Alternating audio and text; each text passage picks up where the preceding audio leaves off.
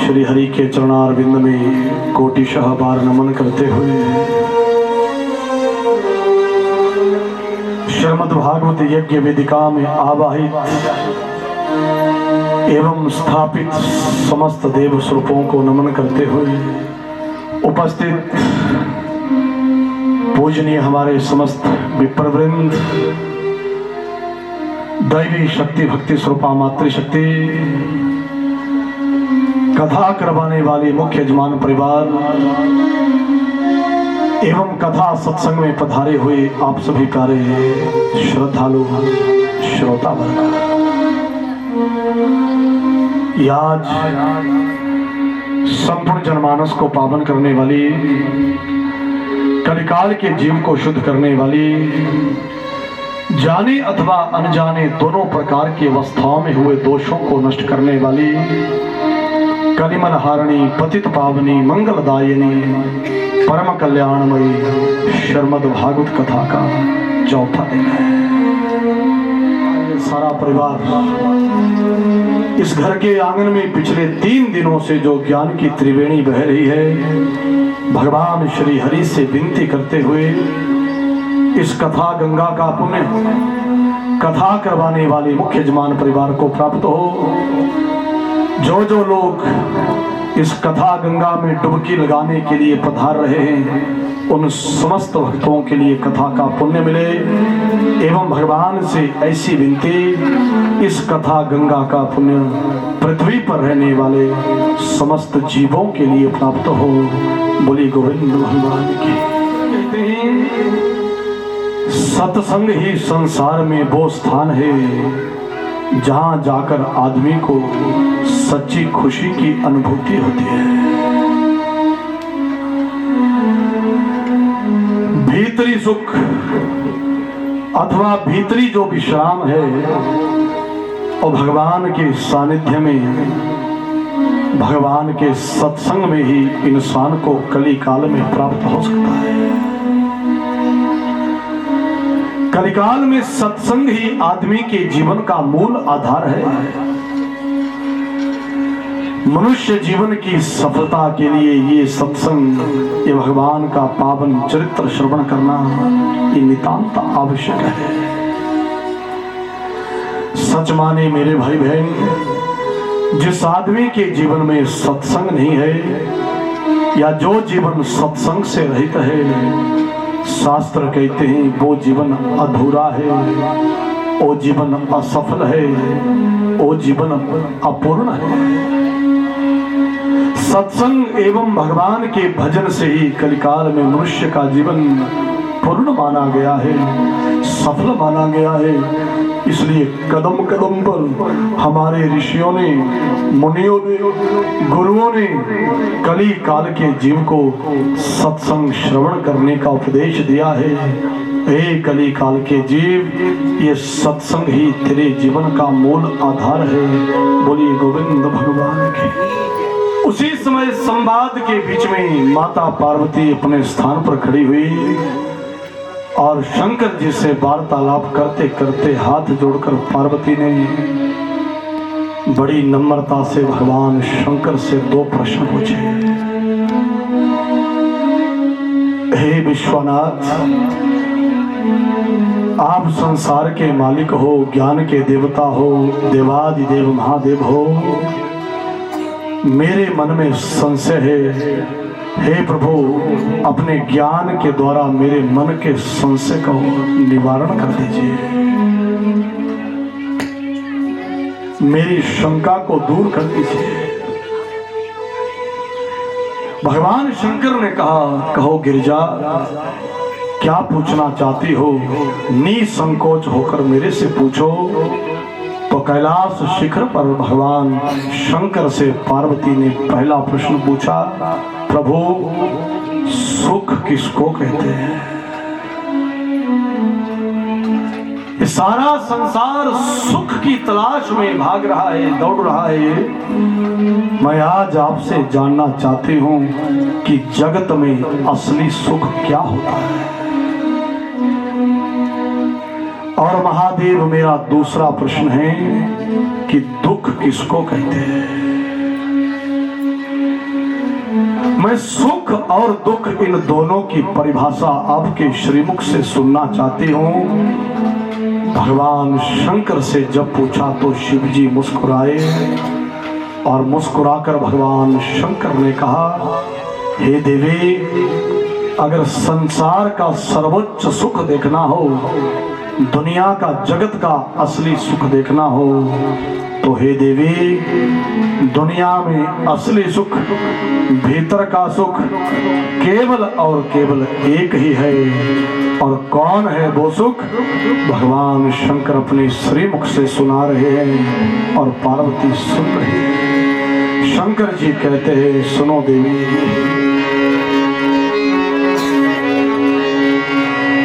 संत मिलन सम जग सुख नाही, नहीं दरिद्र सम दुख जग माही, संत मिलन सम जग सुख नाहि, नहीं दर्शन दुख जग माही।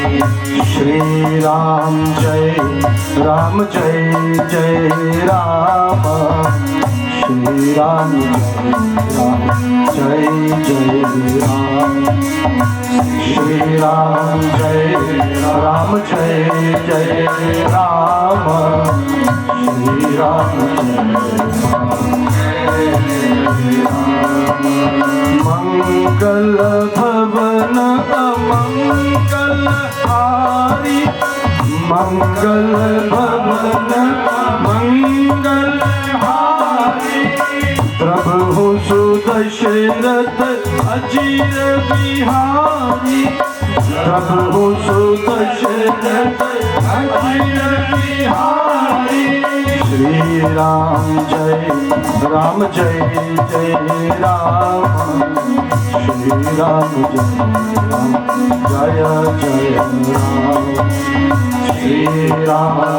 जय राम, श्री राम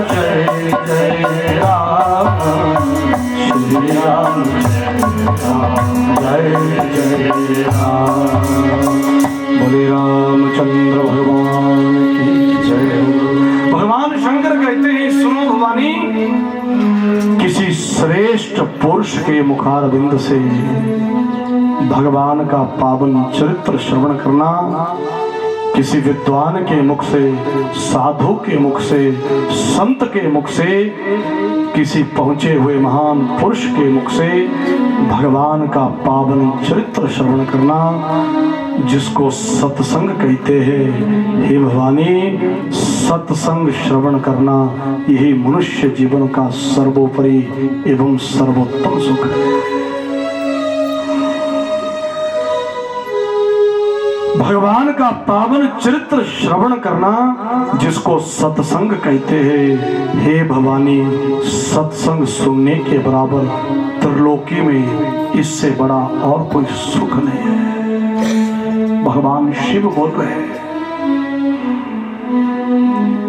लेकिन सुनो गिरजा, जिस दिन आदमी के मन में भगवान और भगवान के चरित्र के प्रति नफरत पैदा हो जाए, आदमी का मन भगवान के सत्संग से, प्रभु के भजन से, प्रभु के नाम से विमुख हो जाए और संसार के पल भर के स्वाद को लेने के लिए दौड़े, विषयों की ओर भागे, तो हे भवानी, यही संसार का सबसे बड़ा दुख है। हे गिरजा, सरल शब्दों में तुम्हें समझाऊं, परमेश्वर की याद में जीवन की घड़ियां व्यतीत करना यही संसार का सर्वोत्तम सुख है। और जिस दिन आदमी ईश्वर को भूल जाए और संसार के विषय की ओर भागे, तो यही मनुष्य जीवन का सबसे बड़ा दुख है।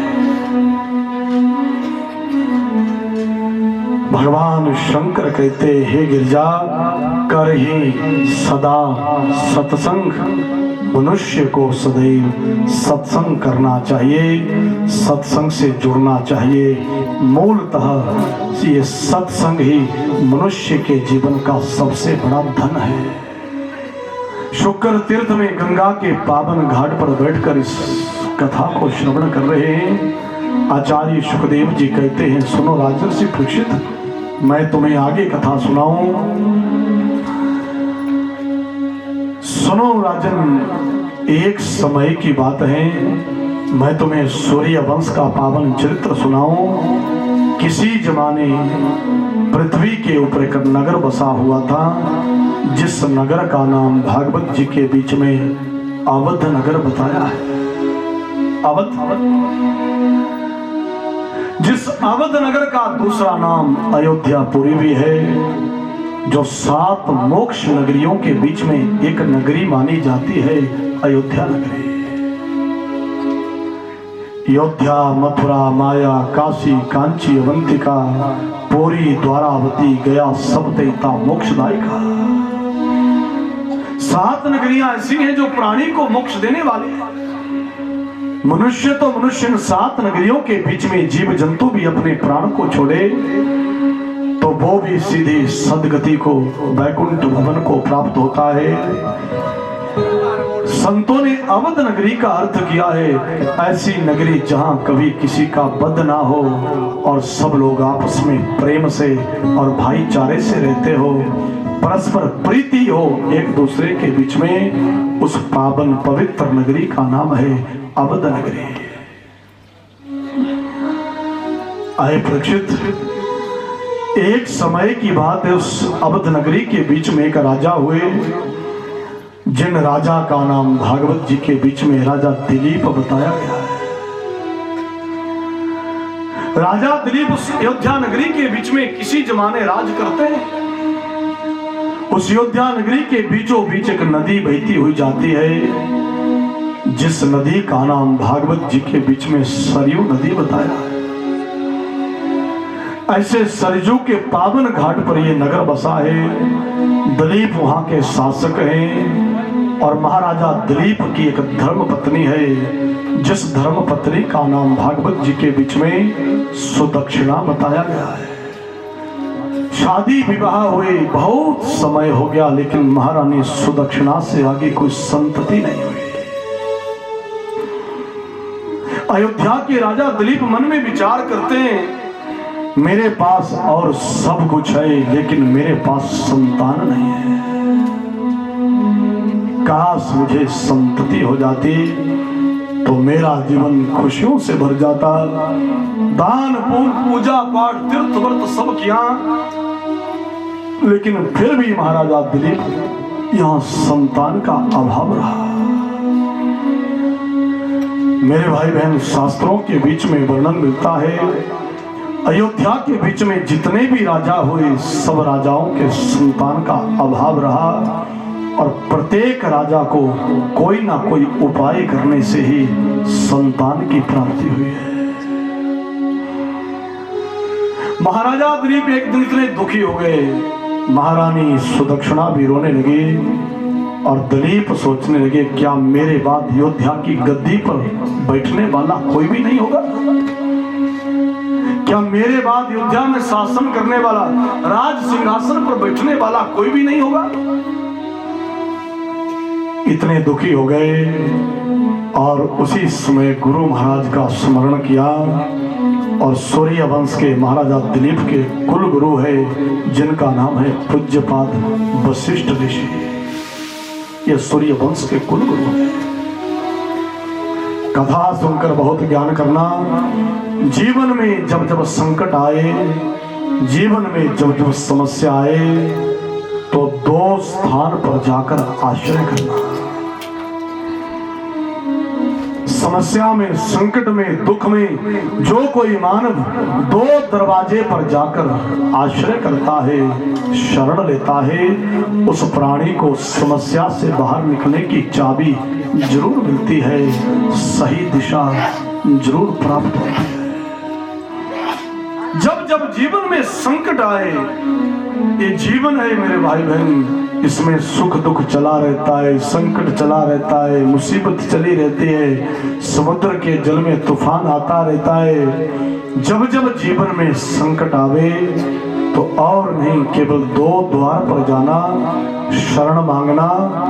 2 द्वार पर जाकर आदमी को समस्या से, दुख से बाहर निकलने की चाबी जरूर मिलती है। शास्त्र कहते हैं पहला दरवाजा है गुरु महाराज का द्वार और दूसरा दरवाजा है गोविंद का द्वार। जब जब जीवन में संकट और दुख आए तो 2 दरवाजे पर जाकर शरण मांगना, या तो सदगुरु महाराज का द्वार हो या फिर गोविंद भगवान का दरवाजा हो, जरूर समस्या से बाहर निकलने का रास्ता मिलता है। अयोध्या के तत्कालीन राजा महाराजा दिलीप और महारानी सुदक्षिणा कुल गुरु वशिष्ठ ऋषि के आश्रम में चले गए। वशिष्ठ महाराज के चरणों में जाकर माथा रखा, रोने लगे राजा रानी और कहा गुरुदेव क्या हमें आगे संतान होगी नहीं महाराज? क्या मेरे बाद अयोध्या की राजगादी को संभालने वाला कोई नहीं होगा महाराज? क्या हमारे बाद अयोध्या में शासन करने वाला कोई नहीं होगा? राजपाट चलाने वाला कोई नहीं होगा? क्या हमारा वंश यही क्षय हो जाएगा? रोने लगे। तब कुल गुरु वशिष्ठ जी ने महाराजा दिलीप की माथे की रेखा को देखा। मस्तक के बीच में एक रेखाएं होती है मेरे भाई बहन, जानकार लोग उनको जानते हैं और उनको देखकर जीवन की सब बातें सामने खोलकर रख देते हैं। माथे में पड़ी हुई रेखा को देखकर वशिष्ठ ऋषि देखने लगे और उन्होंने कहा, अरे राजन, मैं सत्य बात कहूं तो तुम्हें बुरा तो नहीं लगे? बोले नहीं महाराज, जो सत्य वो कहिए। तब कहा, अरे राजन, तुम्हारे मस्तक की रेखा को पढ़कर मैं देख रहा हूं कि इस जन्म में तो तुम्हारे क्या संतान होगी, लेकिन तुम्हारी मस्तक रेखा बोल रही है, मैं देख रहा हूं ज्ञान के चक्षु से तुम्हारी मस्तक रेखा को, आने वाले 7 जन्मों तक नहीं बचा तुम्हारे प्रारब्ध में, भाग्य में संतान नहीं लिखी है। 7 जन्मों तक तुम्हें संतान नहीं होंगे। बोली गोविंद भगवान की। जब ऐसे शब्द कहे तो राजा रानी रोने लगे। इतने रोए महाराजा दिलीप और रानी सुदक्षिणा के आंसू देखकर गुरु महाराज का हृदय पिघल गया। गुरु महाराज को बहुत दया लगी और दया भाव में आकर गुरु महाराज ने कहा, हे राजन, हे महारानी, रोदन मत करो, ये सब कर्मों की खेती है, लेकिन फिर भी तुम्हारा दुख मेरे से सहा नहीं जा रहा है। मेरे पास एक गौ है, जिस गौ का नाम है कामधेनु। उस कामधेनु गौ की एक बछिया है, जिस बछिया का नाम है नंदिनी।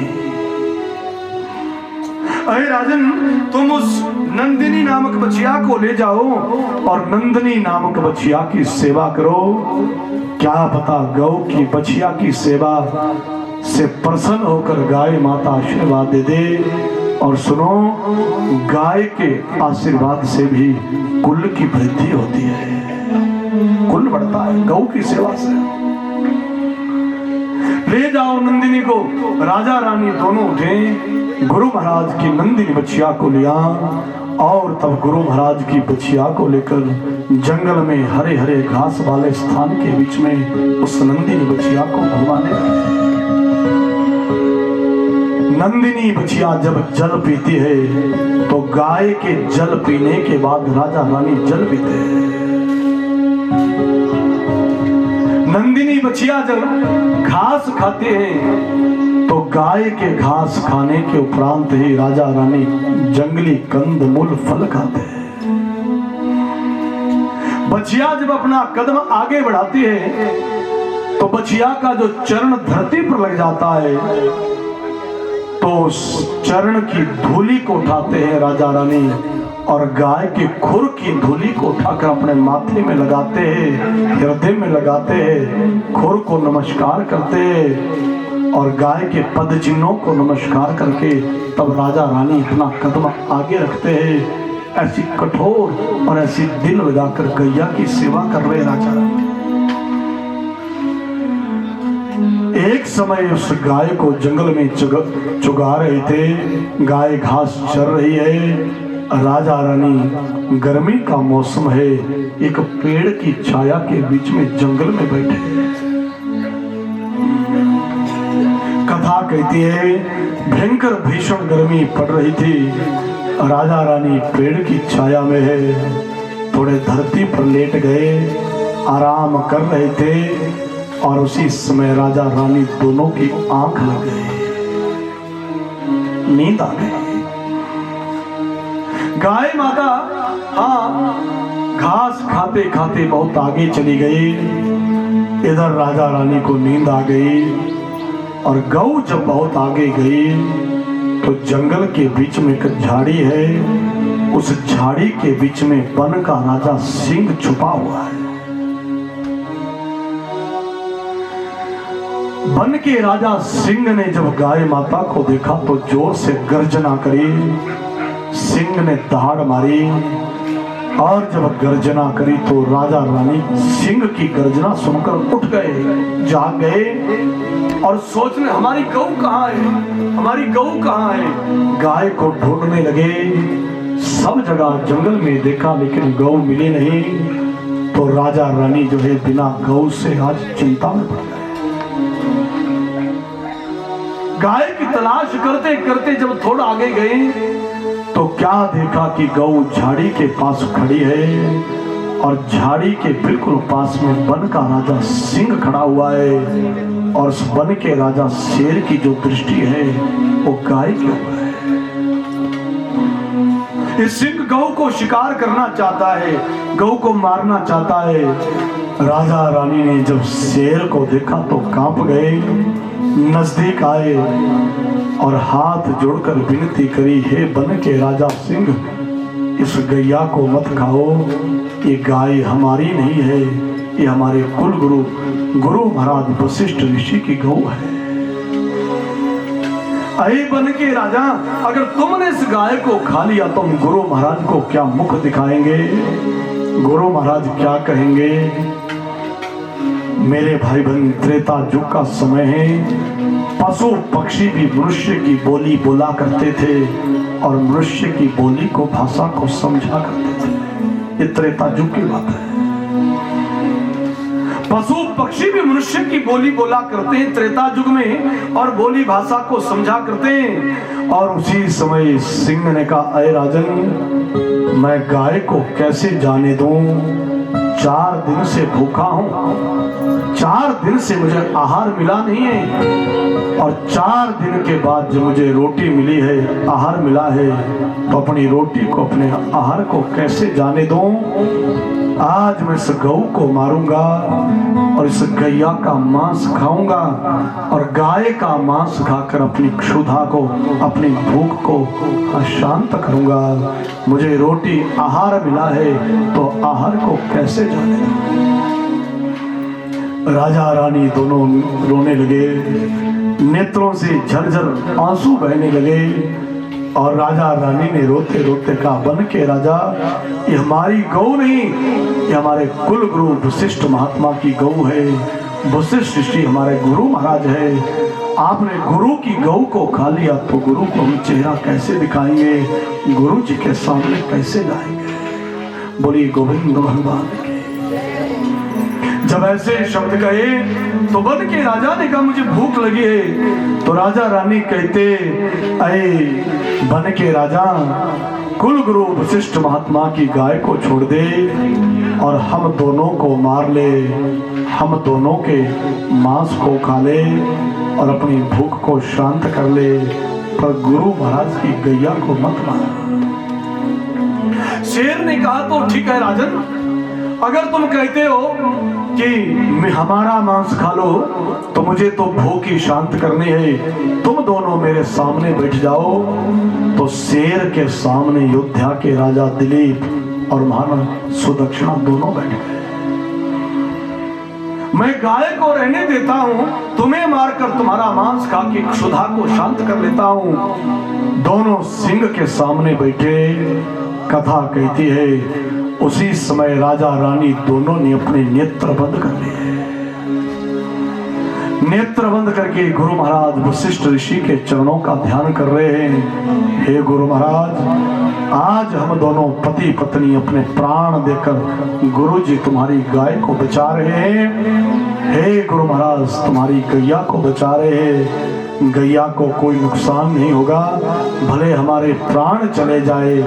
गुरु चरणों का स्मरण कर रहे थे और थोड़ी देर के बाद जब नेत्र खोले तो क्या देखा, वन का राजा सिंह कहीं लापता हो गया, चला। और वन का राजा सिंह जब चला गया तो उस सिंह के स्थान पर धर्म के देवता, जिनको धर्मराज कहते हैं, वो धर्मराज खड़े हो गए और धर्मराज ने कहा कि हे राजा, हे रानी, जाओ, तुम परीक्षा के बीच में उत्तीर्ण हो गए। मैं तुम्हारी परीक्षा लेना चाहता था। मैं धर्म का देवता हूँ, मैंने ही वो सिंह का रूप बनाया था कि तुम्हारे मन में गाय के प्रति प्रेम है या नहीं है, तुम गौ भक्त हो या नहीं हो, ये मैं तुम्हारी परीक्षा करना चाहता था। तुम परीक्षा में उत्तीर्ण हो गए, तुम सच में महान गौ भक्त हो, गाय के प्रति तुम्हारी बहुत श्रद्धा है, बहुत आदर है, बहुत प्यार है। जाओ, मैं धर्मदेव तुम्हारी गौ के भाव सेवा भाव से प्रसन्न होकर तुम्हें वरदान देता हूँ। तुम चांद्रायण व्रत करो और चांद्रायण व्रत करने से तुम्हारे वंश की वृद्धि होगी। बोलिए गोविंद भगवान की। उमापति महादेव तुमके फूलों से दामन को मेरा भर दो, बेपत्तों के फूलों से दामन को मेरा कर दो, जीवन ये सुगंधित हो, जीवन ये सुगंधित हो, दुर्गंध निकल जाए, जीवन ये सुगंध गाओ, जीवन ये सुगंधित हो, दुर्गंध निकल जाए, दाता तेरे सुमिरन का, दाता तेरे सुमिरन का। दोनों हाथ उड़ाकर ताली जरूर जाए सब लोग हाथ से।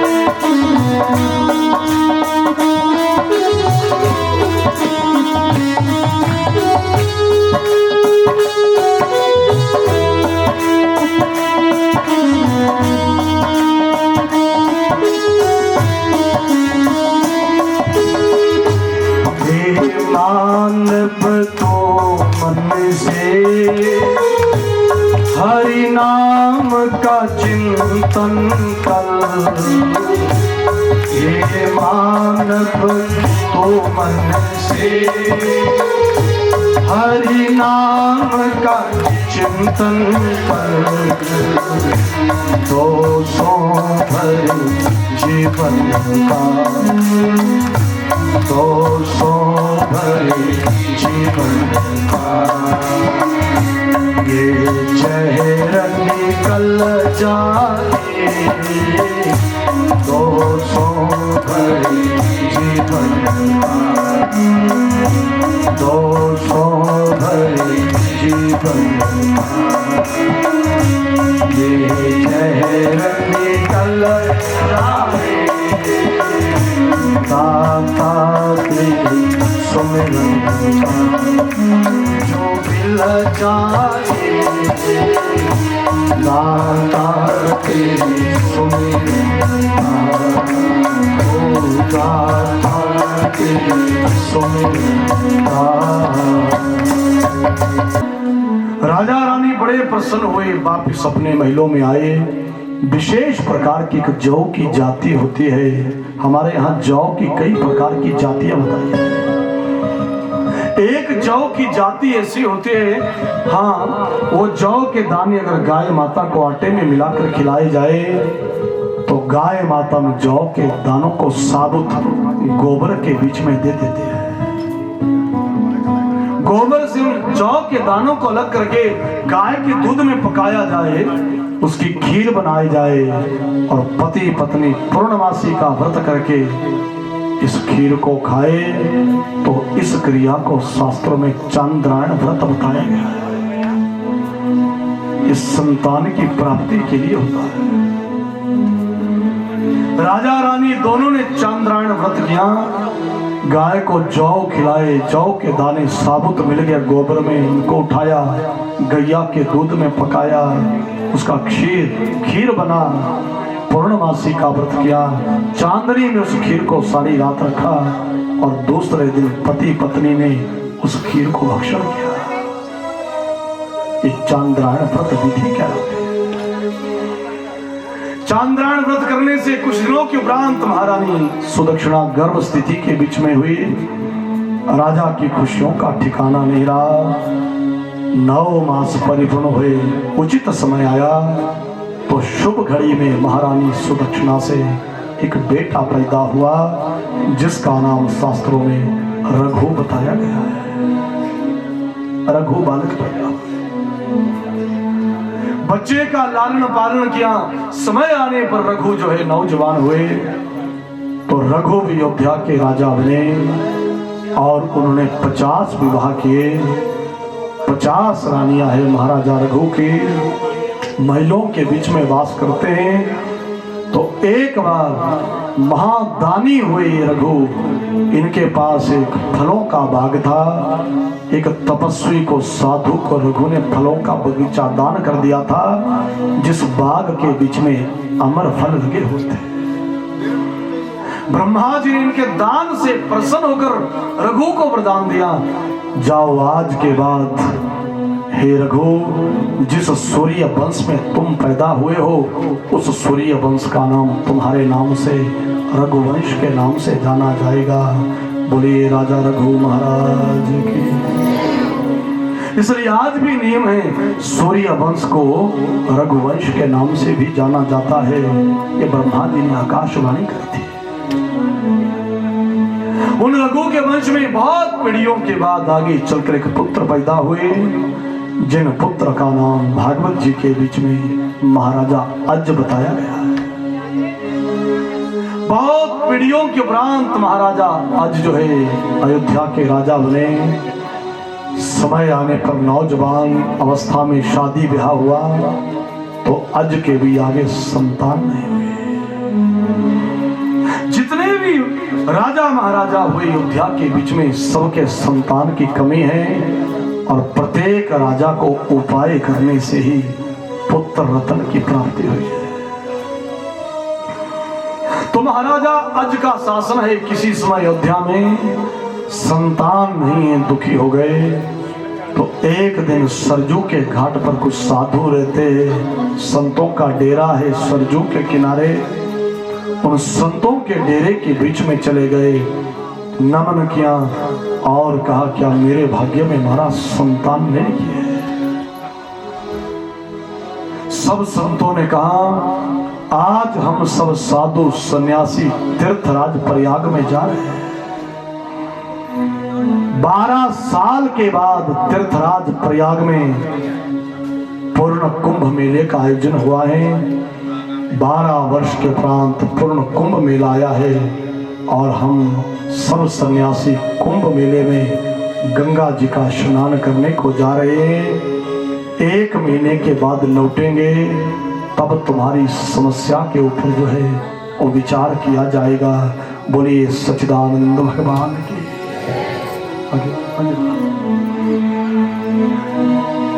सब साधु सन्यासी महात्मा जो थे वो तीर्थराज प्रयाग में चले गए।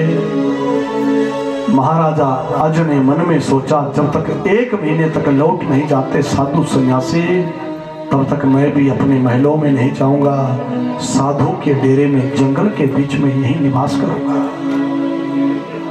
और मुझे पुत्र प्राप्ति का उपाय जब तक बता नहीं देते, तब तक मैं जाऊंगा नहीं। तो मेरे भाई बहन कथा कहती है, सब साधु सन्यासी चलते चलते त्रिवेणी संगम इलाहाबाद प्रयाग की धरती पर, जहाँ गंगा जी, यमुना जी और सरस्वती जी तीनों नदियों का मिलन होता है, वो त्रिवेणी संगम के ऊपर पहुंचे सब सन्यासी। मातु गंगा यमुना सरस्वती का स्नान किया और स्नान करके सब साधु जब किनारे हटे तो प्रयागराज में कुंभ के दिनों में एक कथा लगी हुई थी, सत्संग था और सैकड़ों लोग सत्संग के बीच में बैठे हैं और एक महात्मा व्यास गादी पर बैठकर एक संत जो है वो सत्संग सुना रहे थे, प्रवचन कर रहे थे। धन्य हो कथा की महिमा। परम भागवत पुरुष, परम ज्ञानी पुरुष जो नील पर्वत के ऊपर रहते, कौवे की भेष, कौवे की योनि जिनको मिली है, लोमस महात्मा के श्राप से, लेकिन ज्ञानी पुरुष है, परम विद्वान पुरुष है, कौवे के वेश में रहते हैं नील पर्वत के ऊपर, जो नील पर्वत हमारे वर्तमान में काठमांडू नेपाल देश के बीच में पाया जाता है। उस नील नामक पर्वत के ऊपर एक ऊंचे आसन के ऊपर काकभुसुंडी जी बैठे रहते और भगवान का चरित्र गाते रहते, और जंगल के समस्त पशु पक्षी जो है काकभुसुंडी कौवे के मुख से जो है नील पर्वत पर इकट्ठे होकर आश्रम के बीच में सत्संग कथा सुना करते हैं। लेकिन प्रयागराज में जब कुंभ का मेला आया तो स्वयं काकभुसुंडी जो परम भागवत परम विद्वान पुरुष है, वो भी गंगा स्नान करने के लिए आए हैं, और गंगा स्नान करके वो भी कथा के बीच में बैठे हैं, और काकभुसुंडी कौवे के वेश में सत्संग में बैठकर कथा श्रवण कर रहे हैं। ज्ञानी ध्यानी काकभुसुंडी भी सत्संग सुन रहे हैं इलाहाबाद प्रयागराज की पावन धरती के ऊपर बैठकर। कितनी ऊंची महिमा है सत्संग की, कितनी अनोखी महिमा है भगवान के पवित्र नाम की। परम भागवत पुरुष काकभुसुंडी भी स्वयं कथा सुन रहे हैं। शास्त्र कहता है उधर धरती के ऊपर एक दूसरा पर्वत है जिसका नाम है द्रोणगिरी पर्वत। उस द्रोणगिरी पर्वत के ऊपर गीधराज रहते हैं, जिन गीधों के राजा का नाम जटायु है। ये गिरधराज जटायु ये भी कथा सुनने के लिए प्रयाग में आए हैं। अधम पक्षी होकर संत समाज में बैठे, पक्षी होकर एक रेशमी वस्त्र पीली धोती ओढ़ी है, और पीली धोती ओढ़कर गंगा के तीर पर बैठकर महात्मा के मुख से कथा सुन रहे जटायु। बहुत ज्ञान करना मेरे भाई बहन, कथा की कितनी ऊंची महिमा है। जटायु जो अधम पक्षी है, गीध है, वो भी कथा सुनने के लिए प्रयाग में आया है, और साधु समाज में पीली धोती ओढ़कर बैठा है और कथा सुन रहा है। और कथा सुनाने वाले वक्ता सिद्ध महात्मा ने कहा जल्दी समय आएगा और जल्दी ही धरती पर एक राजा होंगे जिनका नाम दशरथ होगा। उन दशरथ के महलों में स्वयं नारायण भगवान पुत्र के रूप में आएंगे, और तब उन पुत्र का नाम श्री राम होगा। बोले रामचंद्र भगवान की। जब ये शब्द कहे कथा के बीच में, तो सब कथा सुन रहे थे। जटायु बीच में बैठे हैं और जटायु रो पड़े। जटायु के नेत्रों से झरझर आंसू बहने लगे। जटायु ऊंचे ऊंचे स्वर में पंडाल में बैठकर रोने लगा। इतनी देर को कथा संपन्न हुई, सबने माथा टेका, पुराण भगवान की परिक्रमा ली, व्यास जी के हाथों से पुष्प आशीर्वाद लिया, और नमन करके व्यास गादी को सब लोग अपने अपने शिविरों में अपने अपने स्थानों में चले गए जहां से आए थे। लेकिन पंडाल के बीच में जटायु बैठा रहा और जोर जोर से आंसू आ रहा है, रो रहा है। कथा सुनाने वाले वक्ता वो भी सबसे अंत में अपने आसन को छोड़कर नीचे उतरे, और जब जाने लगे तो देखा पंडाल में गिरधराज जटायु बैठा है, और जटायु के नेत्रों से झरझर आंसू गिर रहे। कथा मिलती है शास्त्र में जटायु गंगा के तीर पर बहुत रोया, बहुत विषाद करा। कथा सुनाने वाले सिद्ध महात्माओं ने जटायु को रोते हुए देखा तो जटायु के नजदीक चले गए और कहा पक्षीराज, अरे जटायु क्यों रोदन कर रहे हो? जटायु रो रहा था तो महात्मा जी ने रोने वाले जटायु को गोदी में उठाया, अपने अंक में भर लिया और गोद में पकड़कर पूछने लगे, जटायु तो रोदन क्यों कर रहा है, क्या बात है? रोते रोते जटायु ने कहा, हे महात्मन, अभी अभी आपने अपने प्रवचन में सत्संग में कहा कि धरती पर एक राजा होंगे जिनका नाम दशरथ होगा, उनके घर में नारायण भगवान पुत्र बनकर आएंगे और उस पुत्र का नाम जो है वो आराम होगा, मैं इसलिए रो रहा हूं। कथा सुनाने वाले महात्मा जी ने कहा, जटायु ये तो पूर्ण सत्य है, ये तो विधि का विधान है, इस विधान को कोई नहीं टाल सकता, ये तो होना है, पर इसमें रोने की बात क्या है, क्यों रो रहे हो? तब जटायु ने नेत्रों से नीर बहाते बहाते कहा, मैं चाहता हूं उन राम जी का जन्म दशरथ के घर में ना बल्कि मेरे घर में हो। मैं राम को पुत्र के रूप में देखना चाहता हूं, मुझे राम बहुत प्यारे हैं। जटायु के नेत्र सजल हो गए। मैं राम को पुत्र रूप में देखना चाहता हूं, पुत्र रूप में राम की सेवा करना चाहता हूं, पालन पोषण करना चाहता हूं। काश मेरे घर में राम जैसे गुणों वाला श्रेष्ठ पुत्र पैदा हो जाता। राम समान जगत में कौन है मेरे भाई? राम जैसा तो अवतार भी कोई हुआ नहीं संसार में, ना कभी हो सकता है, जिन्होंने कदम कदम पर मर्यादा का पालन किया, मर्यादा पुरुषोत्तम कहलाए और जन जन को मर्यादा में रहने का पाठ पढ़ाया। राम समान कौन हो सकता है? और राम मेरे घर में पुत्र बनकर आए, इसलिए मैं रो रहा हूं। मुझे राम जैसी गुणवान संतान को पालन करने का शौक है। राम जैसे गुणों वाली, राम समान संतान मेरे घर में पैदा हो जाए, राम जैसा बेटा हो जाए। महात्मा जी के नेत्र भी सजल हो गए। उन्होंने कहा, जटायु ये तो विधि का विधान है, इसको कोई बदल नहीं सकता। सुनो, पूर्व काल के बीच में एक संत हुए जिनका नाम था कश्यप, और कश्यप की एक पत्नी हुई जिसका नाम है अदिति। उन कश्यप और अदिति ने बहुत लंबे समय तक तपस्या करी। कश्यप अदिति तप की ना बहुत लंबे समय तक तप किया है, और तब भगवान से वरदान लिया है कि मैं आपके घर में बेटा बनकर आऊंगा। भगवान ने स्वयं उनकी तपस्या से प्रसन्न होकर कश्यप और अदिति को वरदान दिया है। सुनो, पूर्व कल्प के बीच में जिन महात्मा कश्यप और माता अदिति ने तप किया है, वो अब की बार त्रेता युग के बीच में कश्यप दशरथ बनेंगे और अदिति कौशल्या बनेंगे। और भगवान नारायण जो उन्होंने वचन दिया है पुत्र बनने का, वो नारायण भगवान उनके घर में पुत्र बनकर आएंगे, बालक बनकर पैदा होंगे। श्री रामचंद्र भगवान की। जटायु रोने लगे। तब महात्मा जी ने कहा, जटायु तो रोदन मत कर, जा तुझे मैं एक युक्ति बताता हूं। राम तो दशरथ के घर में ही पैदा होंगे ना, ये तो विधि का विधान है, इसको कोई बदल नहीं सकता।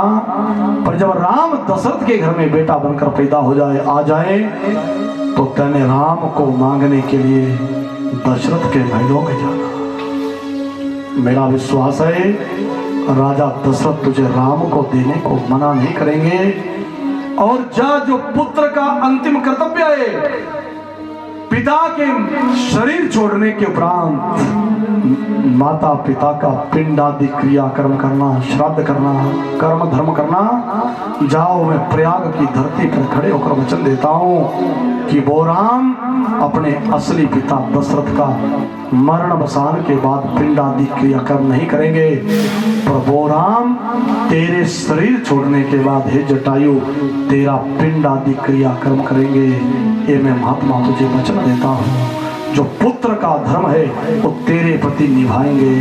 बोलिए सच्चिदानंद भगवान। पुण्य नामनो नरको त्रायते इति पुत्र।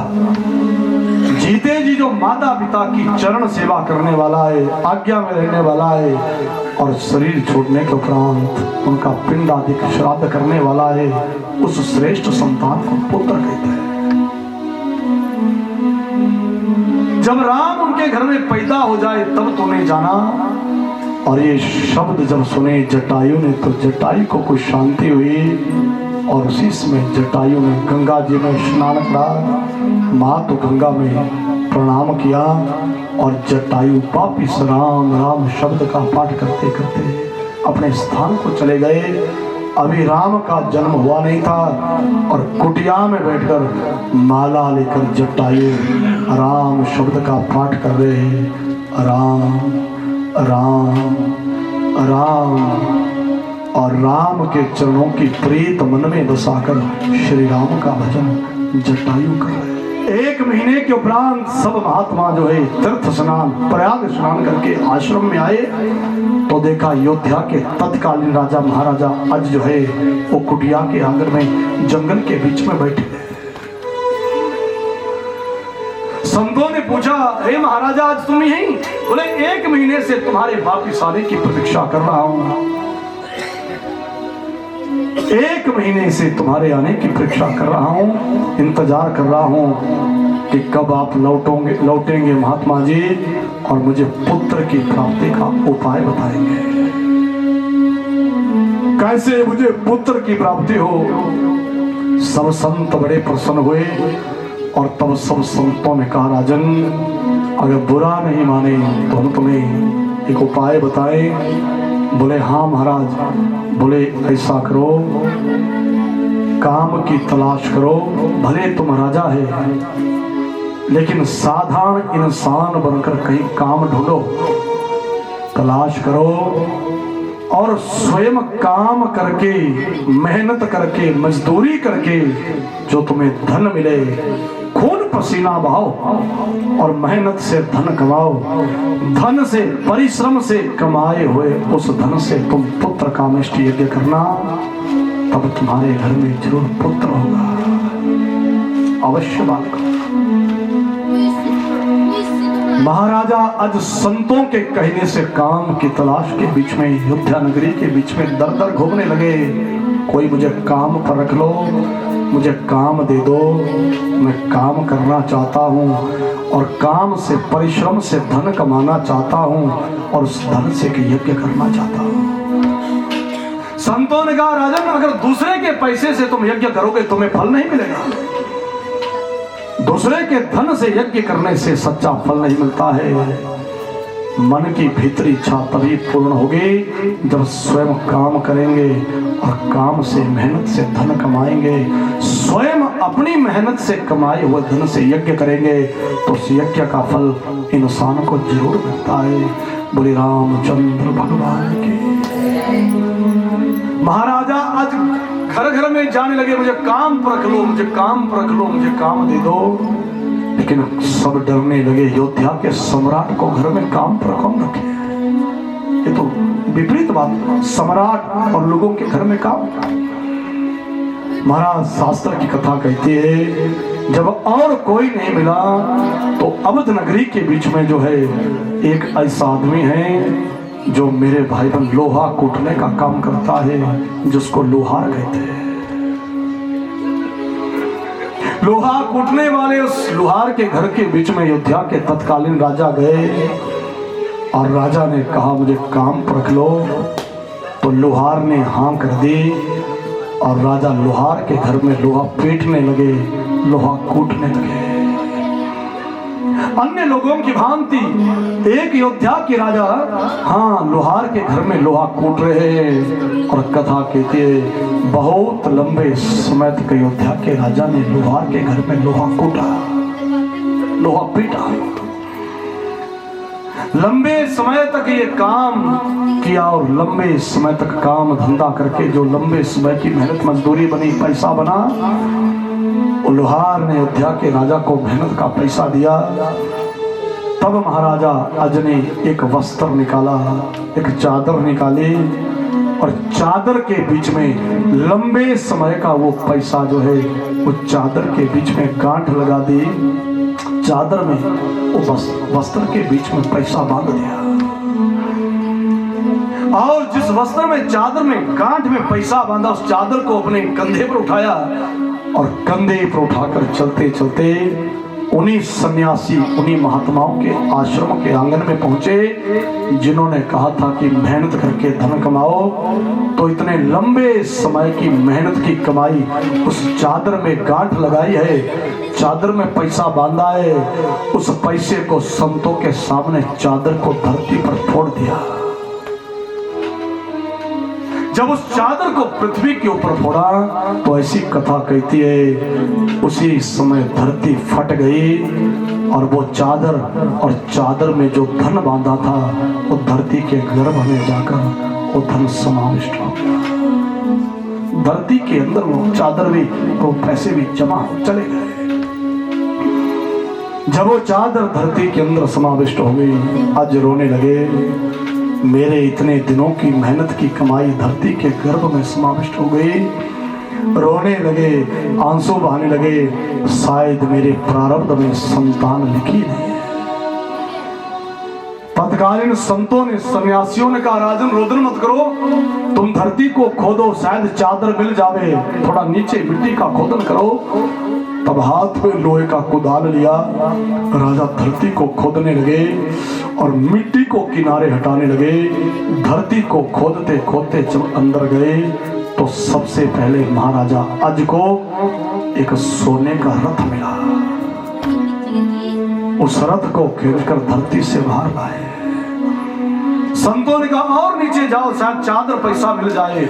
और नीचे गए, मिट्टी को किनारे हटाया तो दूसरा सोने का रथ मिला।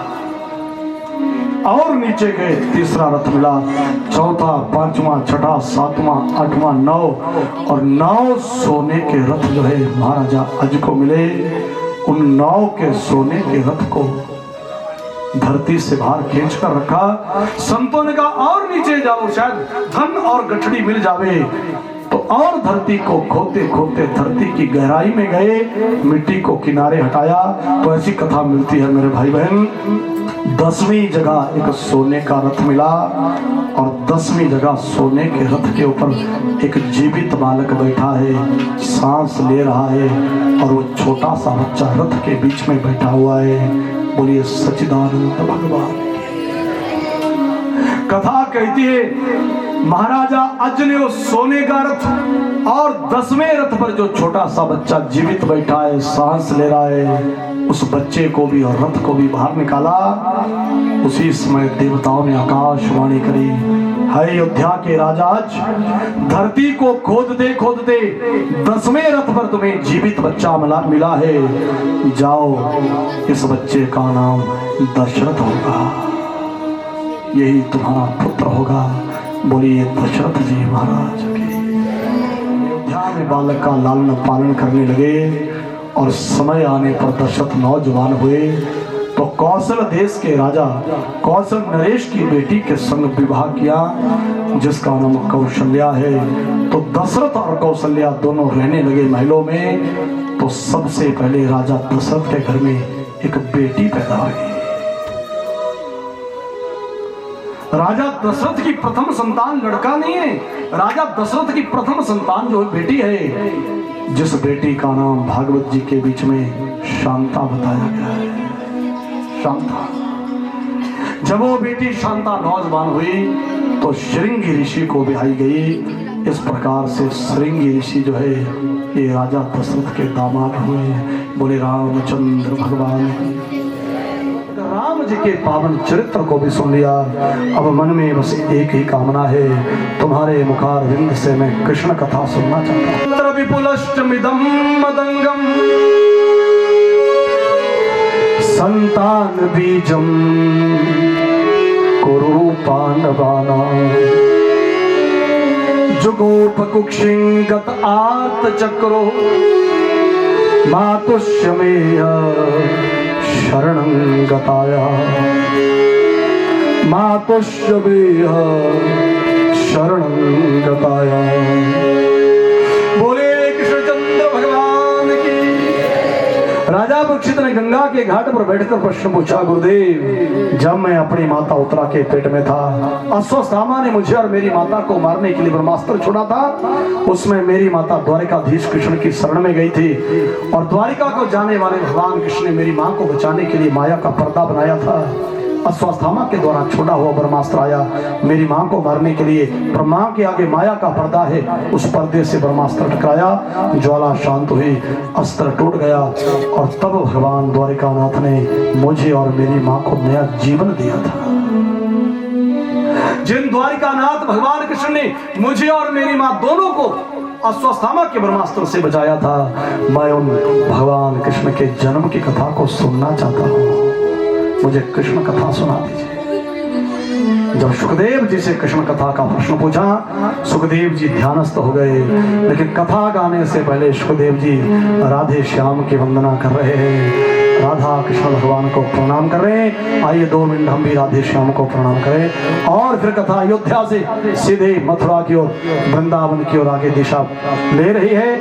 और उसी समय बस सुखदेव जी कथा गाने से पहले राधा कृष्ण को प्रणाम कर रहे हैं।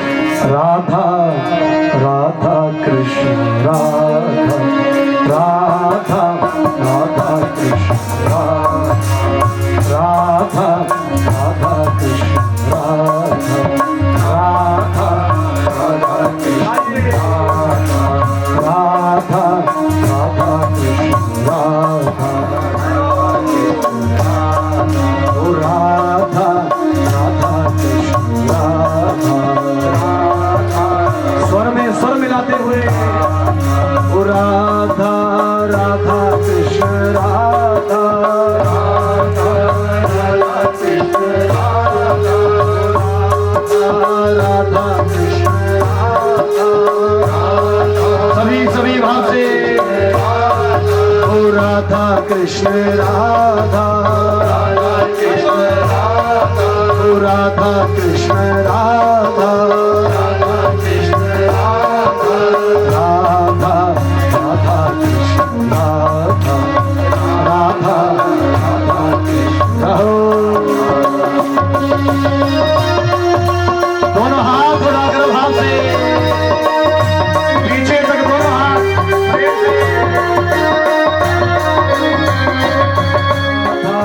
राधा कृष्ण राधा राधा कृष्ण राधा कृष्ण राधा कृष्ण राधा राधा कृष्ण राधा